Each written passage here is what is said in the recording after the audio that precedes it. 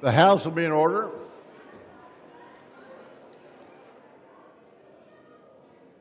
The House will be in order. For what purpose does the gentlelady from Florida seek recognition? I have a parliamentary inquiry. The gentlelady from Florida will state her inquiry. I was wondering if the Speaker of the House of Representatives can explain why leadership on both sides, both Democrat and Republican, are cutting back-end deals to cover up public corruption in the House of Representatives from both Republican and Democrat members of Congress. The gentlelady has not stated a proper parliamentary inquiry. Thank you very much, but I think the American people know what happened tonight.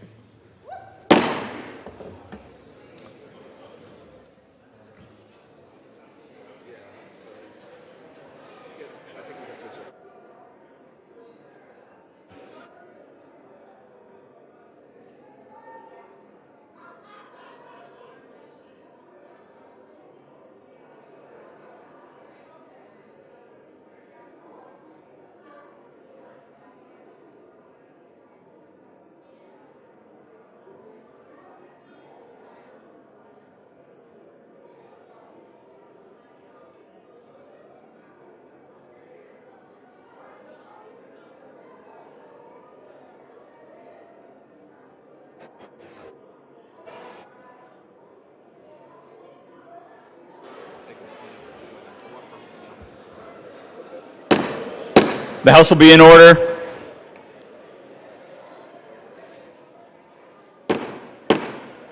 The House will be in order.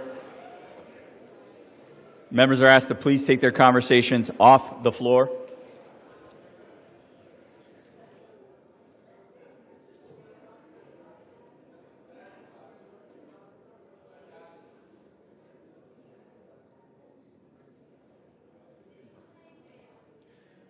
For what purpose does the gentleman from Kentucky seek recognition? Thank you, Mr. Speaker. I ask unanimous consent to speak out of order. Without objection. Thank you, Mr. Speaker. 2 weeks ago tonight, our community of Louisville, our state of Kentucky, was absolutely rocked when a cargo plane taking off from Louisville's Muhammad Ali International Airport bound for Hawaii crashed. 38,000 gallons of jet fuel exploded in our community in a scene that can only be described as apocalyptic. All 3 crew lost their lives, as well as 11 people on the ground. 14 of our neighbors, 14 of our community gone. The first responders were incredibly brave, rushing headfirst into the inferno to save everything they could. Our community, our state, our delegation, we did what Louisvillians and Kentuckians do and lifted each other up as best as possible. But tonight we want to express our gratitude for those who went headfirst into that danger, for those who lifted each other up, and we want to offer a moment of silence for the 14 people who lost their lives.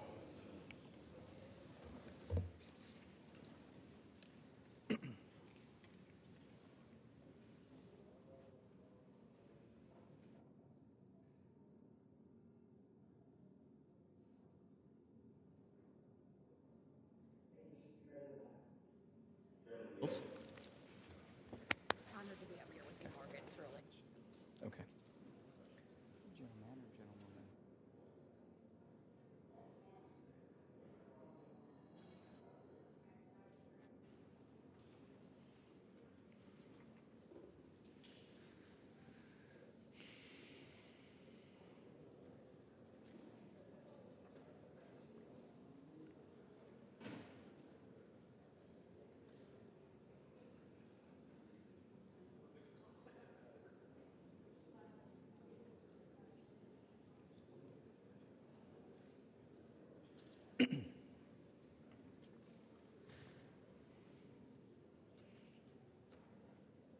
For what purpose does the gentlewoman from Michigan seek recognition?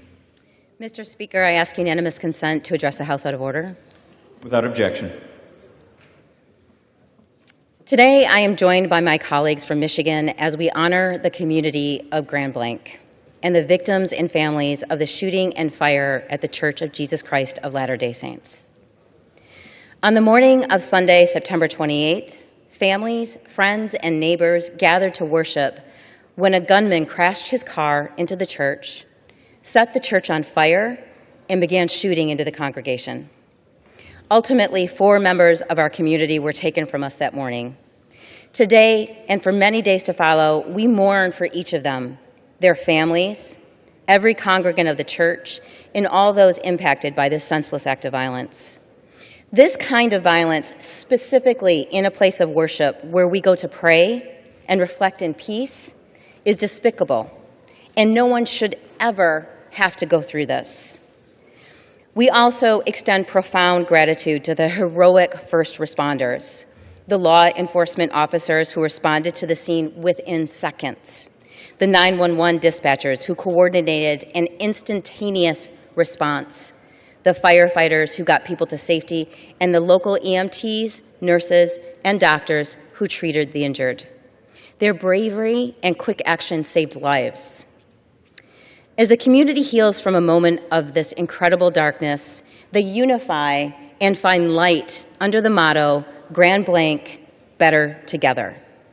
Residents specifically asked me to bring this message to the floor of the U.S. House. Today, may the whole nation learn from their example, and may we always stand better together with Grand Blank. They remind us that it is our differences that make our country stronger, and it is the way we love one another that will define us.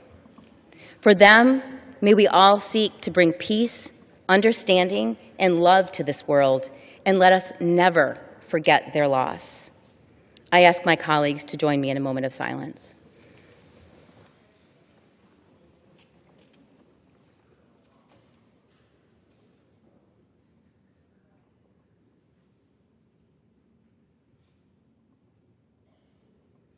Thank you, and I yield back.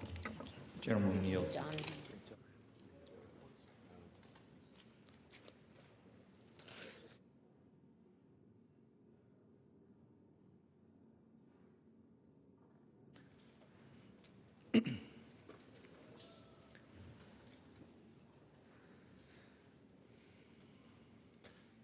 The chair will now entertain requests for 1-minute speeches. For what purpose does the gentleman from Pennsylvania seek recognition?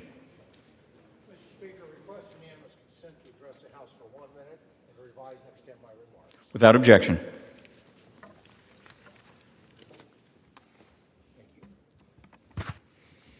Mr. Speaker, Thursday marks National Rural Health Care Day, or Rural Health Day. Nearly 60 million Americans live in rural areas, and too often they encounter limited access to primary care, specialists, and health services. These gaps are worsened by transportation barriers, doctor shortages, and hospital closures. These challenges don't just affect individuals, they affect entire families and communities. Before coming to Congress, I spent nearly 30 years in the nonprofit healthcare field, assisting those with life-changing diseases and disabilities.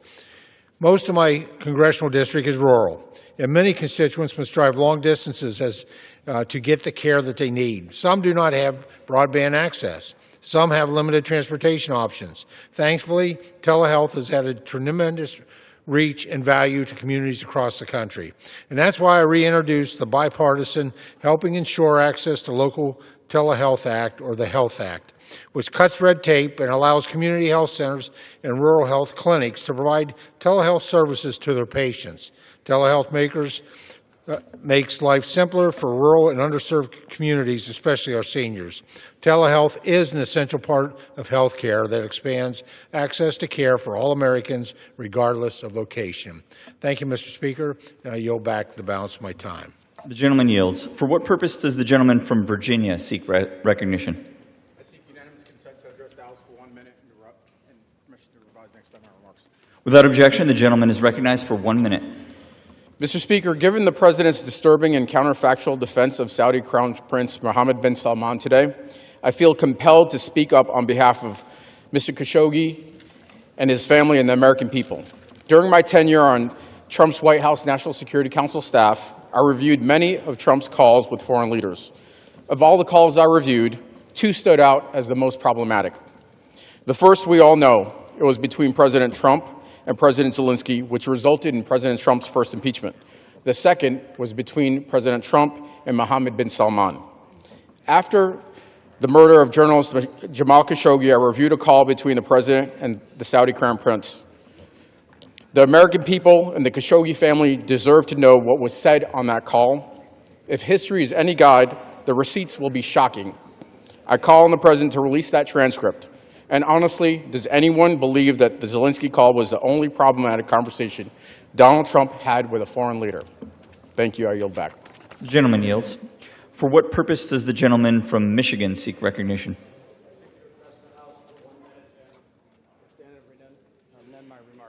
Without objection, the gentleman is recognized for 1 minute. Mr. Speaker, in small towns and communities across America, rural hospitals are critical lifelines. They provide emergency care, support seniors and veterans, deliver behavioral health services, assist mothers giving birth, supply pharmacy services, and serve as major local employers. Yet many rural hospitals are under serious strain. Nearly half are operating at negative margins. Since 2010, more than 150 rural hospitals have cut inpatient services or closed their doors permanently, including some in northern Michigan and the Upper Peninsula. These closures aren't happening because communities don't need care, but because the financial reality of providing it in rural America keeps getting tougher. When a rural hospital closes, families face hours-long drives in emergency situations, expectant mothers lose access to obstetric care, seniors suffering a heart attack or stroke may arrive too late. As we mark National Rural Health Day this week, we must renew and strengthen our commitment to rural hospitals by ensuring fair reimbursement, strengthening telehealth and infrastructure, and preserving access to critical resources like the 340B drug program, a key revenue stream for rural hospitals. Rural hospitals must not only survive but thrive in every American. We need to keep that because it's not about zip codes. Mr. Chairman, I yield back. The gentleman yields. For what purpose does the gentleman from New York seek recognition? Mr. Speaker, I request unanimous consent to address the House for 1 minute and to revise and extend my remarks. Without objection, the gentleman is recognized for 1 minute. Thank you, Mr. Speaker. Mr. Speaker, I rise tonight to bring attention to the Senate's despicable decision last week to sneak in a self-serving provision into the bill that was used to reopen the government. While 42 million Americans on SNAP were denied their benefits, Senate leadership added a payout provision to 8 Senate Republicans whose phone records were subpoenaed in the January 6th Capitol riot investigation by the Department of Justice. While American air traffic controllers worked without pay, senators gave themselves the ability to sue for at least $500,000 if their electronic records were seized. American taxpayers should not be footing the bill for this Republican windfall provision. I'm proud of my House colleagues for acting quickly to address this dishonest and embarrassing display.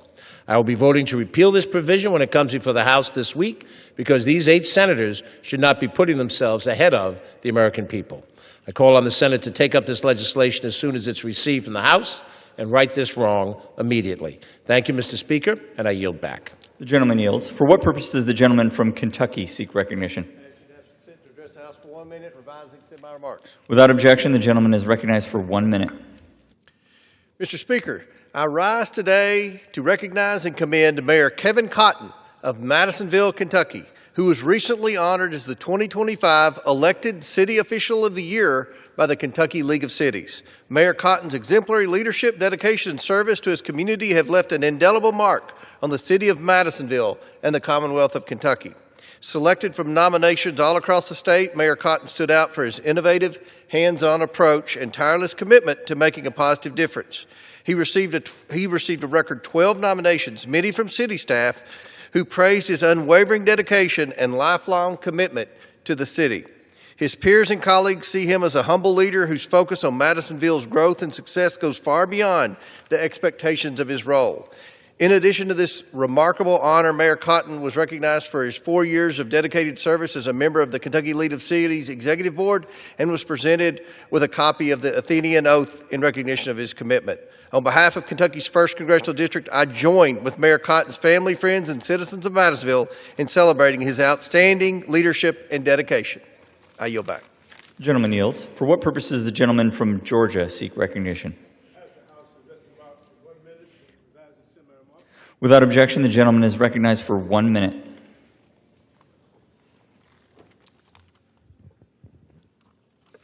Mr. Speaker, rural Georgians and rural Americans are older, sicker, and less likely to have health insurance than those in our cities. In fact, compared to urban areas, rural Georgians are nearly 5 times more likely to die early from cancer. But access to care is collapsing. Over 20% of rural counties in Georgia have no doctor or only one doctor, and 200 counties across America have no doctor at all. When rural hospitals close, the community loses not only health care, but jobs, restaurants, banks, and hope. When Southwest Georgia Regional Hospital closed, the nearest ER became 40 miles away, a life or death distance. Rural health care is not just about hospitals and doctors. Clean drinking water, wastewater upgrades, and broadband are necessary for health and survival. Rural areas simply don't have the tax base to modernize these systems alone, so Congress must invest funding in rural development, energy, and health care to ensure they can thrive. Rural health is not partisan, so we must work together to make access to care a reality for rural Americans everywhere. I yield back. The gentleman yields. For what purpose does the gentleman from California seek recognition? I seek unanimous consent to address the House for 1 minute and to revise and extend my remarks. Without objection, the gentleman is recognized for 1 minute. Mr. Speaker, this is the moment to bring the senseless redistricting war to an end. Today, a federal district court tossed out the gerrymandered map in Texas with an appeal headed straight to the Supreme Court. California's gerrymandered map is facing a similar legal challenge. We don't know how these cases will turn out, so there is uncertainty at this moment whether the whole redistricting war is going to end as a wash or with a modest advantage for one party or the other. Now, it really shouldn't matter. I'm against gerrymandering wherever it occurs, no matter which party stands to benefit. But this present uncertainty has created a window of opportunity for a bipartisan agreement to bring this madness to an end. I've introduced H.R. 4889 to ban mid-decade redistricting in every state in the country. I am calling on House leadership to do the right thing and bring this bill to the floor for a vote. Not only is it supported widely by members in this body, but a poll showed that the American people support this proposal by a 3-to-1 margin. Let's pass this legislation and restore a dose of sanity to politics in this country. I yield back. The gentleman yields. For what purpose does the gentlewoman from Ohio seek recognition? And extend my remarks. Without objection, the gentlewoman is recognized for 1 minute. Thank you, Mr. Speaker. In recognition of National Health Month, let me put some quotes out there from individuals that I represent. Just in Ohio, we know health insurance will become unaffordable for tens of thousands of people across our Northwest Ohio district, over 500,000 Ohioans and 15 million Americans. Please let me share some examples. A constituent from Clyde, Ohio said it clearly. High insurance prices will allow people to die by making health care unaffordable. It was terrible before the ACA. We need affordable health insurance. Another citizen from Eden in Williams County shared how their medications have become so costly that they now have to seek out patient assistance programs, and their prescription insurance has increased $119 a month, which is unmanageable on a fixed income. A Toledo resident told me, everything's going up. Groceries cost more, child care, rent, and unless Congress acts, health insurance premiums for us will double. Our family cannot make it. We don't have an extra $100 per month. Mr. Speaker, I hope you're listening to these pleas, because unless we address the cost of health insurance in this country, too many people are going to die.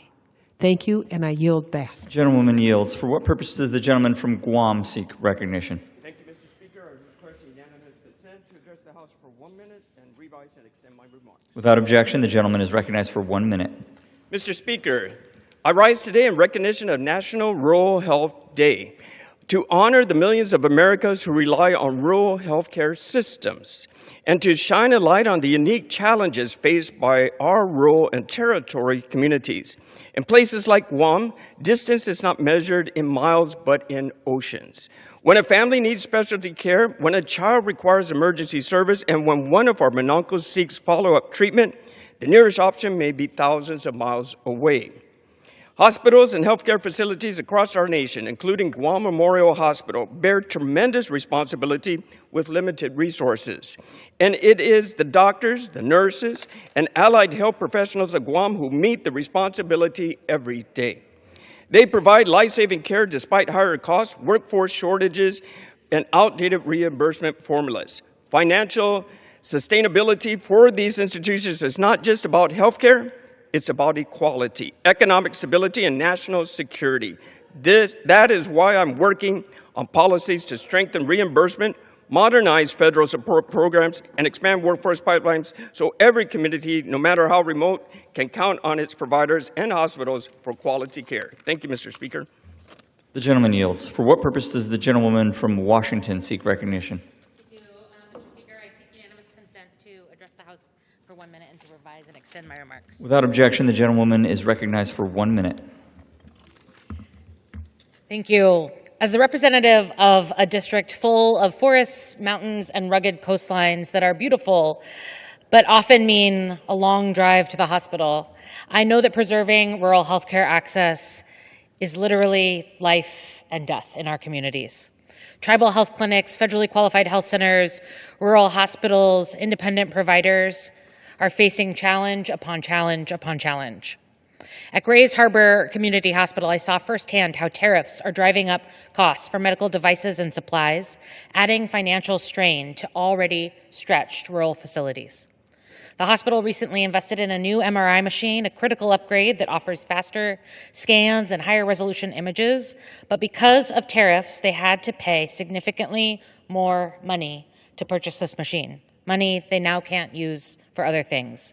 Advanced medical equipment like this is increasingly expensive under the Trump administration. Add to that Medicaid cuts and the big ugly bill, the end of the ACA tax credits, the strain and uncertainty is challenging. On National Rural Health Day, we should be working together to expand care, not making it more difficult for rural communities. I yield back. The gentlewoman yields. For what purpose does the gentleman from Florida seek recognition?